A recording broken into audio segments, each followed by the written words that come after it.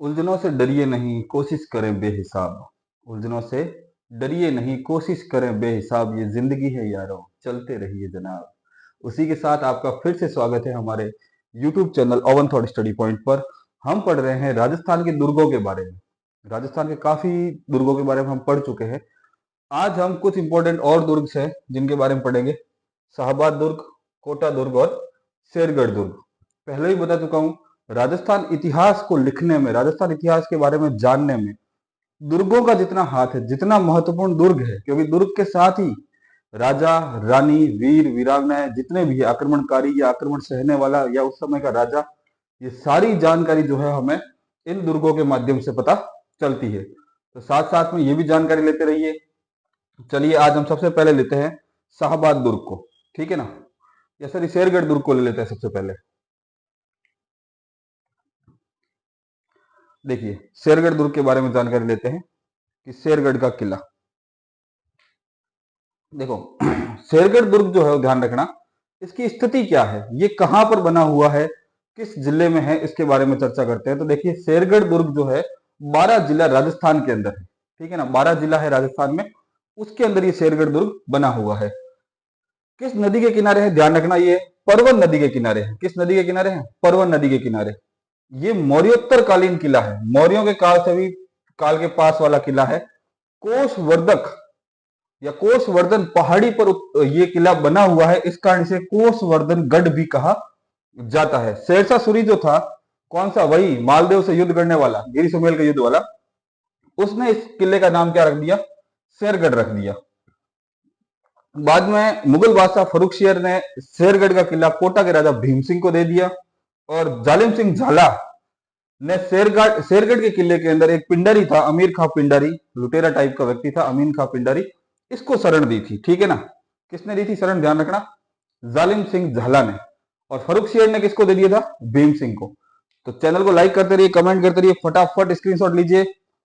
चलते हैं अगले किले की तरफ कि अगला किला कौन सा है।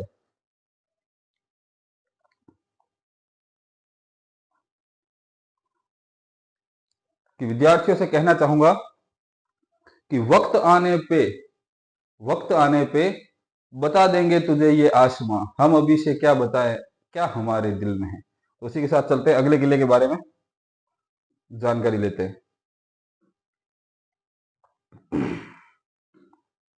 देखिए शेरगढ़ किले के अंदर एक शिलालेख मिला है, ठीक है ना, एक क्या मिला है, शिलालेख मिला है। किस भाषा का है, नागरी लिपि में लिखा हुआ है, संस्कृत भाषा का है, ठीक है ना, नागरी लिपि के अंदर लिखा हुआ है और किस भाषा का है, संस्कृत भाषा का है। उससे क्या ज्ञात होता है कि 790 ईस्वी में यहां पर सामंत देवदत्त का शासन था, ठीक है ना। किसका शासन था, सामंत देवदत्त का शासन था। कहां से, शेरगढ़ किले से एक अभिलेख प्राप्त हुआ है, शेरगढ़ किले के अंदर एक पिलर से अभिलेख प्राप्त हुआ है। वो किस भाषा का है, संस्कृत भाषा का और नागरी लिपि का है। उससे पता चलता है कि 790 ईस्वी के अंदर यहां पर सामंत देवदत्त का क्या था, शासन था। देवदत्त ने इस स्थान पर जैन व ब्राह्मण मंदिरों, बौद्ध मंदिरों, मठों का निर्माण करवाया, ठीक है ना। और 8वीं शताब्दी में ध्यान रखना, यह किला जो था कृषि, व्यापारिक, आर्थिक दृष्टिकोण से संपन्न, सामरिक दृष्टि से अत्यंत महत्वपूर्ण किला माना जाता है। कौन सी शताब्दी के अंदर, 8वीं शताब्दी के अंदर। आगे देखिए, राजा कोषवर्धन ने भी यहां पे शासन किया, इस कारण भी इसको कोषवर्धनपुर भी कहा जाता है, जिसका अर्थ क्या होता है, निरंतर धन में वृद्धि करने वाला। क्यों, क्योंकि ध्यान रखना 8वीं शताब्दी के अंदर कृषि, व्यापारिक, आर्थिक दृष्टि से यह बहुत ही ज्यादा संपन्न दुर्ग था, इसलिए इस किले को भी कोषवर्धन कहते हैं। कोषवर्धन पहाड़ी पे स्थित होने के कारण कोषवर्धन गढ़ भी कहते हैं। कोषवर्धन राजा ने भी इसको कोषवर्धनपुर कहा, क्यों कहा, क्योंकि निरंतर धन में वृद्धि करता था ये किला, ठीक है ना।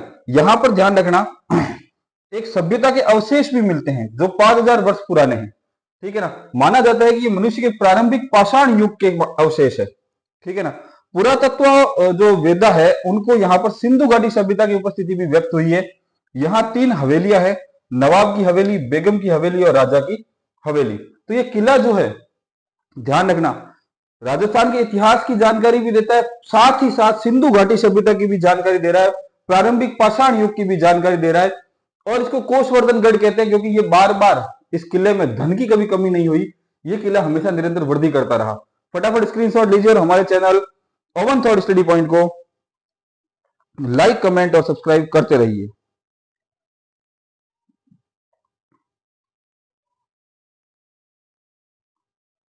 कि कहते हैं कि जरा रुक तो, कि जरा रुक तो, रिझाने में वक्त लगता है, बुरे दिनों को भुलाने में वक्त लगता है, कितना भी पकड़ो फिसलता जरूर है, यह वक्त है साहब बदलता जरूर है।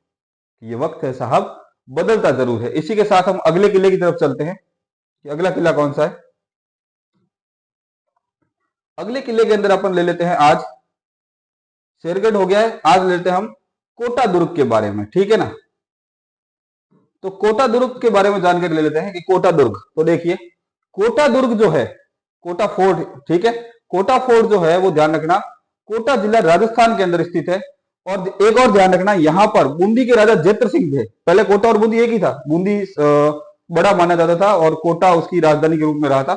तो जेत्र सिंह जो थे, इन्होंने यहां पर गुलाब महल का निर्माण करवाया, ठीक है ना। बाद में यह कोटा जो है माधव सिंह ने यहां पर किले का निर्माण करवाया।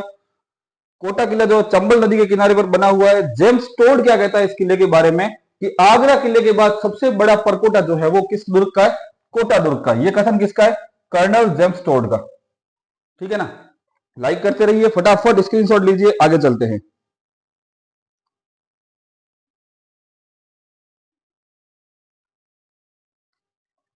और मेरे सारे मित्रों ध्यान रखना कि लहरों से डरकर नौका पार नहीं होती, लहरों से डरकर नौका पार नहीं होती।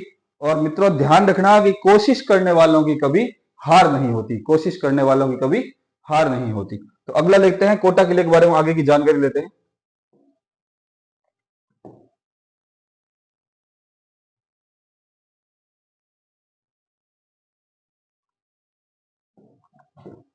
देखो 17वीं शताब्दी में जब किसका शासन था, ध्यान रखना मुगल शासक जहांगीर का शासन था। तो इस शासनकाल के दौरान बूंदी के राजा जो थे उनका नाम था राव रतन सिंह। इन्होंने अपने जागीर, अपनी जो बूंदी थी उसका कुछ हिस्सा जो है वो अपने बेटे किसको दे दिया, माधव सिंह को। कौन सा हिस्सा, कोटा वाला हिस्सा, ठीक है ना। तब से कोटा राजपूती सभ्यता और संस्कृति का प्रतीक बन गया। माधव सिंह यहाँ पे राज कर रहा है, जब माधव सिंह राज करेगा तो यहाँ पे राजपूती संस्कृति को फैलाएगा, तो संस्कृति का ये क्या बन गया, प्रतीक बन गया। 1631 में शाहजहां द्वारा राव रतन सिंह के बेटे को कोटा का शासक घोषित कर दिया गया, किसको, माधव सिंह को। तब से कोटा क्या हो गया, स्वतंत्र रूप से कार्य करने लगा। और ध्यान रखना कि कोटा का जो सर्वाधिक विकास हुआ है वो हुआ है महाराव भीम सिंह के समय में।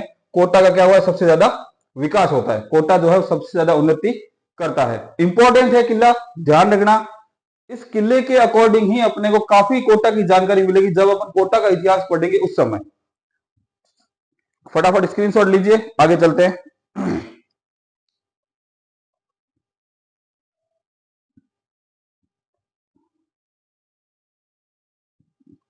कि कहते हैं ना कि बुरा वक्त जो है वो तजुर्बा बहुत देता है। एक बुरा वक्त जब आता है ना तो इंसान को तजुर्बा बहुत देता है, पर जो इंसान के अंदर मासूमियत होती है उस मासूमियत को बुरा वक्त छीन लेता है। तो बुरे वक्त से डरिए मत, बुरे वक्त का डट के सामना कीजिए, अपनी मासूमियत को बरकरार बनाए रखिए और निरंतर चलते रहिए, पढ़ाई कीजिए, नोट्स बनाइए, लक्ष्य प्राप्त जरूर होगा आपको। आगे लेते हैं कोटा किले के बारे में। तो कोटा के बारे में क्या जानकारी है अपने पास में, देखो 17वीं शताब्दी में जहांगीर ने इस किले को अपने अधीन कर लिया था, ठीक है ना। किसको, जहांगीर ने इस किले को अपने अधीन कर लिया था। उस समय ध्यान रखना कला और संस्कृति के अंदर कुछ इस्लामी प्रभाव देखने को भी मिलता है। 1817 के अंदर ब्रिटिश ईस्ट इंडिया कंपनी बीईसीआई ने अपने रक्त संबंधियों के लिए इसे अलग से राज्य बनाने में मदद कर दी, कोटा अलग से राज्य बनाने में मदद कर दी। फिर ध्यान रखना बीईआईसी जो था वो के समय में कोटा जो था ये प्रमुख व्यापारी केंद्र था, जिसका व्यापार जो है ध्यान रखना मुंबई और दिल्ली दोनों तरफ से जाता था। तो कोटा ध्यान रखना अपने जब से कोटा बूंदी से अलग हुआ तब से कोटा की जो सामरिक दृष्टि से कोटा का महत्व बहुत ज्यादा था। शाहजहां भी उस पर अधिकार करना चाहता था, ब्रिटिश ईस्ट इंडिया कंपनी ने भी उसके ऊपर अधिकार रखा और कोटा के राजाओं ने भी उसके ऊपर अधिकार रखा। क्यों रखा, क्योंकि कोटा जो है वह सामरिक दृष्टि से, धन व्यवस्था से, व्यापारिक दृष्टि से, सब जगह से बहुत ही इंपॉर्टेंट माना जाता है। फटाफट स्क्रीनशॉट लीजिए, फिर अगले दुर्ग के बारे में चर्चा करते हैं।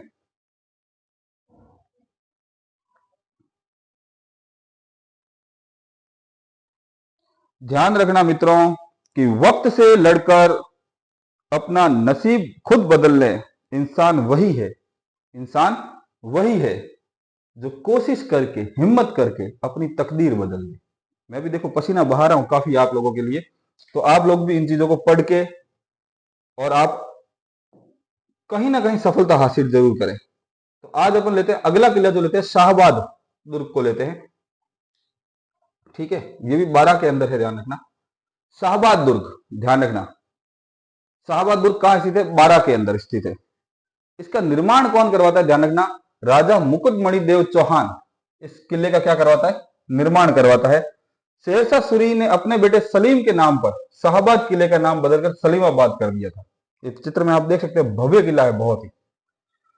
इसके अंदर इमारतें हैं, ध्यान रखना, एक तो बादल महल, एक नवल बांध तोप। ये राजस्थान की राज्य की दूसरी सबसे बड़ी तोप है। पहली तोप कौन सी है? जयपुर में रखी हुई जयबाण, और दूसरी तोप ये है नवल बाण तोप। ठीक है ना, ये राज्य की सेकंड नंबर सबसे बड़ी तोप है। आगे चलते हैं, देखो क्या लिखा हुआ है कि शाहबाद किला जो है राजस्थान के 12 जिले में शाहबाद शहर के अंदर स्थित है। हाड़ौती क्षेत्र में सबसे प्रसिद्ध किलों में से एक है। 1521 में चौहान राजपूत मुक्तमणि द्वारा इसका क्या करवाया गया था? निर्माण करवाया गया था। अगली स्लाइड लेते हैं, फटाफट स्क्रीनशॉट लीजिए।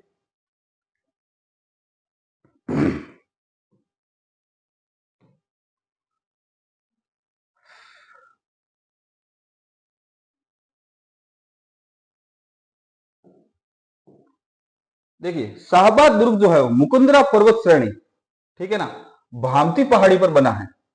मुगल बादशाह औरंगजेब जो था, जब भी दक्षिण यात्रा पर जाता था अपनी, तो इस किले का उपयोग किसके लिए करता था? विश्राम स्थल के रूप में करता था। मुगलों के शासनकाल में इस दुर्ग का नाम क्या पड़ गया था? शाहबाद किला पड़ गया था। ध्यान रखना, यह किला जो है दोनों ओर से कुंडाखो नामक गहरे प्राकृतिक झरने और तीसरी ओर से तालाब से घिरा हुआ है। दो तरफ तो इसके कुंडाखो नाम का एक प्राकृतिक झरना है और तीसरी तरफ से इसके क्या है? तालाब है। लाइक करते रहिए, कमेंट करते रहिए और फटाफट स्क्रीनशॉट लीजिए। आगे चलते हैं, जितना छोटा छोटा फास्ट समझ में आए वो सबसे ज्यादा बेटर रहता है। लास्ट लेते हैं अपन शाहबाद किले को। देखो बाद में क्या हुआ कालांतर के अंदर कि शाहबाद दुर्ग जो था ये कोटा के शासक महाराज भीम सिंह ने 1774 के अंदर 30,000 रुपए में खरीद लिए। ठीक है ना, यहां पर दूसरी सबसे बड़ी तोप नवलबांध तोप रखी हुई है, जो जयबान जो जयपुर में है, उस तोप के बाद में सेकंड नंबर पे बड़ी तोप है। यह तोप किले के बुर्ज पर रखी हुई है। यहां ध्यान रखना, अब प्रमाण, यहाँ पे मुगलों के भी शासन रहे तो उन्होंने मंदिर वगैरह थे उनको तुड़वा दिया था, तो यहाँ प्रमाण मिलते हैं। किस किस के प्रमाण मिलते हैं अपन देखते हैं। तो यहाँ लक्ष्मण मंदिर के साथ साथ दो अन्य मंदिरों के पुख्ता प्रमाण मिलते हैं। एक हनुमान जी की मूर्ति यहाँ पर विशालकाय मूर्ति प्राप्त हुई थी, जो अब तहसील कार्यालय के अंदर बने हनुमान मंदिर के अंदर स्थापित की गई है। यहाँ पे ध्यान रखना, हनुमान जी के एक पुत्र थे मकर ध्वज। ठीक है, रामायण पढ़ोगे तो आपको आएगा समझ में कि जब अहिरावण जो था वो राम और लक्ष्मण को उठा के ले जाता युद्ध स्थल से, तब हनुमान जी वापस जाते हैं वहां राम और लक्ष्मण को छुड़वाने के लिए। पर जब अहिरावण का जो द्वारपाल था वो हनुमान जी का पुत्र, एक मगरमच्छी का पुत्र मकरध्वज था। हनुमान जी की पसीने की बूंद से वो उत्पन्न हुआ था। ठीक है ना, तो मकरध्वज की भी मूर्ति है जो अभी भी इस किले के अंदर है। एक यहाँ पे आनंदी माता का मंदिर बना हुआ है। तो आज अपन 3 किलों के बारे में पढ़ चुके हैं। ज्यादा से ज्यादा आप नोट्स बनाइए, लिखिए इनको। अगर लिखोगे नहीं तो इनका कोई मतलब नहीं है। मैं यहाँ बोलूंगा, आप सुनोगे, वो वहीं पे समाप्त हो जाएगा। जब तक आप अपने हाथ से लिखोगे नहीं। मैं भी पूरी मेहनत करता हूँ आपके लिए, अलग से बनाता हूँ नोट्स, उसके बाद में टाइप करता हूँ, उसके टाइप करके फिर ये स्लाइड्स बनाता हूँ। तो इतना टाइम मुझे भी लगता है। आप भी थोड़ी मेहनत कीजिए, थोड़े नोट्स बनाइए, अच्छे से लिखिए और चैनल को लाइक, कमेंट और सब्सक्राइब करते रहिए। धन्यवाद।